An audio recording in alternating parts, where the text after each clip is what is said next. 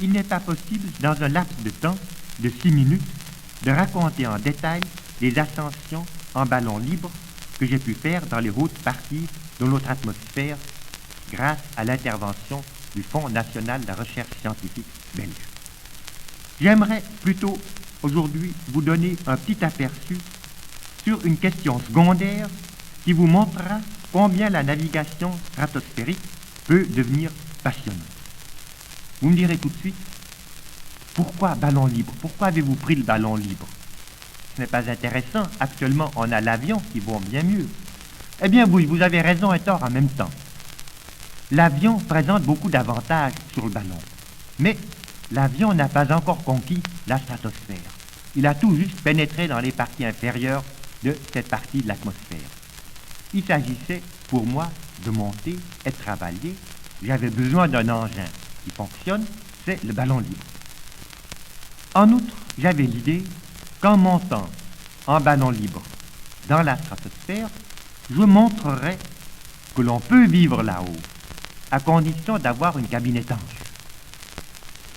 J'ai beaucoup d'admiration pour les pilotes d'avions qui, grâce à leur sang-froid, à leur constitution physique, réussissent à franchir la limite des 10 000 mètres, mais je ne crois pas que c'est là l'avenir. À mon avis, les hommes qui supportent de vivre au-dessus de 10 000 mètres, même avec l'oxygène, sont des exceptions.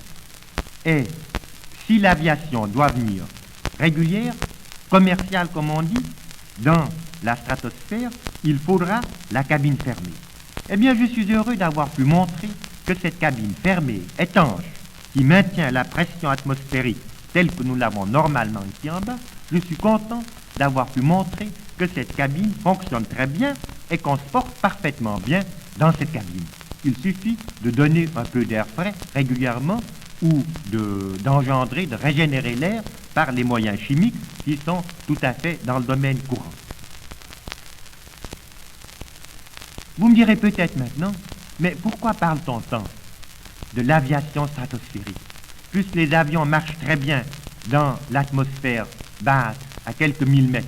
Quel est le but de monter là-haut? Le voyage ne viendra pas plus court par le fait que l'on monte. Eh bien, il y a une raison. Il y a plusieurs raisons.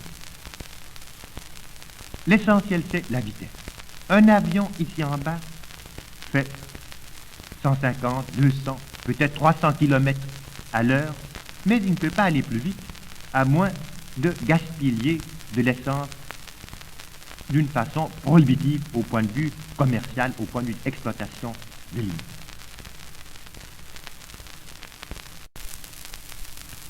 Vous savez que plus on monte dans notre atmosphère, plus la densité de l'air diminue.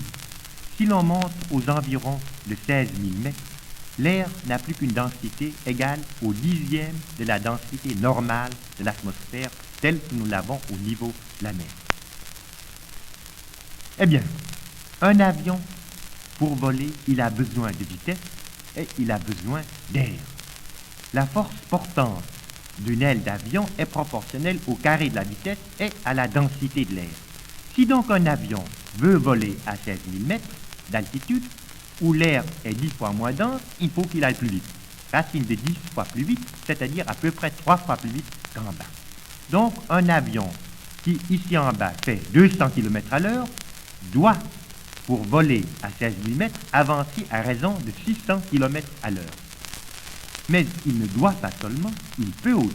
Ici en bas, le même avion ne pourrait pas aller à une vitesse de 600 km à l'heure parce qu'il aurait une résistance d'air beaucoup trop grande.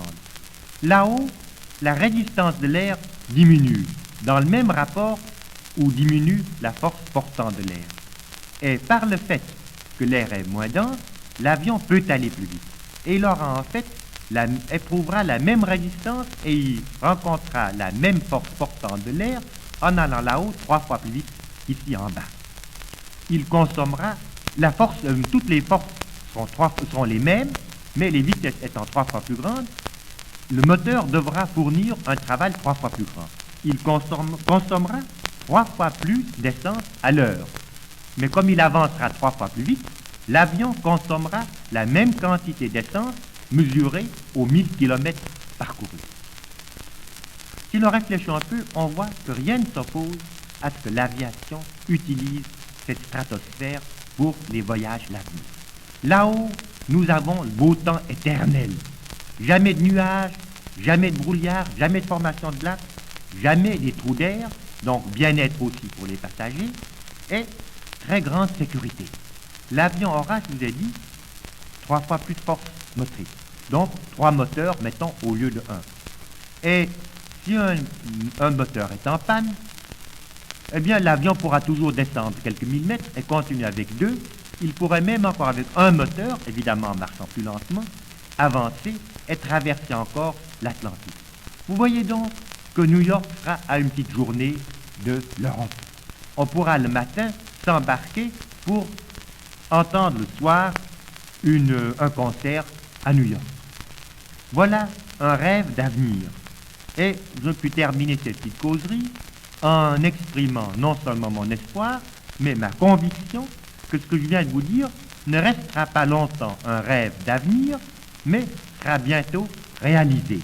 Si nous voyons à quelle vitesse tous les progrès se font, nous pouvons espérer sincèrement que les progrès dont je vous parle pourront être très prochainement réalisés.